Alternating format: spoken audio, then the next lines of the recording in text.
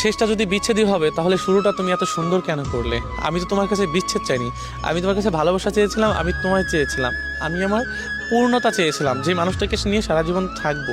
কারণ বিচ্ছেদের গল্প আমি চাইনি যে আমার জীবনে বিচ্ছেদের গল্প হোক। কিন্তু কি জানো, যে কিছু কিছু মানুষের জীবন না বিচ্ছেদ না চলেও বা বিচ্ছেদের গল্পটা না চলেও না তাদের জীবনে এসে যায়। হয়তো তাদের মধ্যে আমি একজন পড়েছি, যে বিচ্ছেদটা আমার আমার আমি চাইনি, আমাকে দেয়া হয়েছে।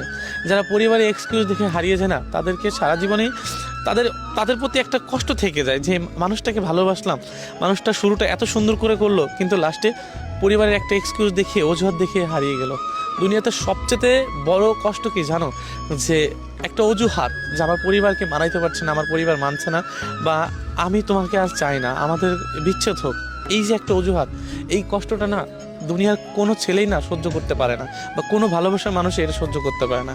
হ্যাঁ, কারণ চাইবেই বা কেন? যে মানুষটাকে সারা জীবন পূর্ণতায় খাতায় চেয়েছে, যে মানুষটাকে নিয়ে সারা জীবন বাঁচতেই চেয়েছে, সেই মানুষটাকে কি কখনো কেউ হারাতে চায়? কেউ চায় না। এই জন্য না আমি তোমাকে কখনোই হারাতে চাইনি।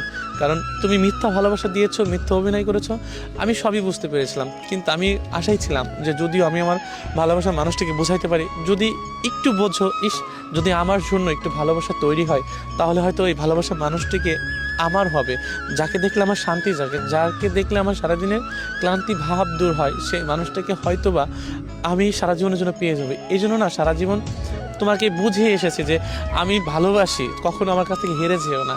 আর শেষমেশ কি হলো, যে তুমি আমাকে পরিবার এক্সকিউ দেখে, বা আমাকে ভালো লাগে না, আমার ভালোবাসা তোমার প্রয়োজন নেই, বা আমি মানুষটা তোমার কাছে লাগবে না, বা তোমার দরকার নেই, এমন একটা এক্সকিউজ দেখে তুমি আমার কাছে হারিয়ে গেলে। সত্যি বলতে কি জানো, যে ভালোবাসা না সবার জন্য আসে না, আর সবার জন্য মায়া লাগে না। কারণ তোমার হয়তো আমার জন্য মায়া আজকে না লাগতে পারে, কিন্তু মনে রেখো, এমন একটা দিন আসবে, এমন একটা সময় আসবে, সেদিন হয়তো তোমারও কষ্ট হবে, তুমিও বুঝতে পারবে যে এই মানুষটাকে হারানো বা এই মানুষটাকে কষ্ট দেওয়া আমার একদমই ঠিক নেই। কিন্তু কি জানো, যে দিন শেষে না আমিও ঠকে গিয়েছি তোমার মিথ্যা ভালোবাসার কাছে, তোমার মিথ্যা অভিনয়ের কাছে। আমি ঠকতে চাইনি, আমি হারাতেও চাইনি। আমি চেয়েছিলাম সারা জীবন একসাথে থাকতে, তবুও পারিনি। কারণ তোমার মিথ্যা ভালোবাসাটা এতই তীব্র ছিল, বা এতটাই জঘন্য ছিল, আমি হারতে বাধ্য হয়েছি। আমি ব্যর্থ, যে আমার সত্যিকারের ভালোবাসা দিয়েও তোমাকে আমি জয় করতে পারিনি। যদি আমার ভালোবাসাটা তুমি বুঝতা, তাহলে তোমার মিথ্যা ভালোবাসা তুচ্ছ হয়ে যেত। হয়তো তুমি আজ বুঝতে চাও নাই দেখা আমার ভালোবাসাটা তুচ্ছ হয়ে গিয়েছে। কিন্তু বিশ্বাস করো, আমি শেষটা বিচ্ছেদ চাইনি, আমি তোমায় চেয়েছিলাম, আমি তোমার ভালোবাসা চেয়েছিলাম, আমি পূর্ণতা চেয়েছিলাম, যেই পূর্ণতায় আমরা সারা জীবন একসাথে থাকতে পারবো। কিন্তু দিন শেষে ওই মানুষটাই হেরে যায়। এই জন্য আমি বিচ্ছেদ চাইনি, আমি তোমায় চেয়েছিলাম, তোমার ভালোবাসায় পেয়ে পূর্ণতা পেতে চেয়েছিলাম। কিন্তু আফসোস, আমি তোমায় পেলাম না, লাস্ট বেলায় আমি বিচ্ছেদ পেলাম।